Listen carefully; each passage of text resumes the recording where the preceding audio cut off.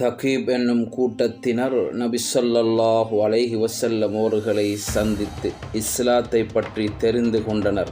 நபி ஸல்லல்லாஹு அலைஹி வஸல்லம் அவர்கள் அக்கூட்டத்தாரிடம், நீங்கள் தொழுகையை நிறைவேற்றுங்கள் என கூறிவிட்டு தொழுகை முறைகளை கற்றுக் கொடுத்தார்கள். நாங்கள் குனிந்து ருக்கு செய்ய மாட்டோம், அவ்வாறு செய்வது பழிப்புக்குரியதாகும். மனிதன் எஜமானாகவே படைக்கப்பட்டிருக்கிறான். மாட்டை போன்று முதுகை வளைத்தால் அதைவிட கேவலமானது வேறேதுமில்லை என அக்கூட்டத்தினர் கூறினார்கள். எந்த மார்க்கத்தில் ருக்குவும் சுஜூதும் இல்லையோ அம்மார்க்கம் சீரானதல்ல என நபி ஸல்லல்லாஹு அலைஹி வஸல்லம் அவர்கள் கூறினார்கள். அச்சமயம் இவ்வசனம் இறக்கப்பட்டது.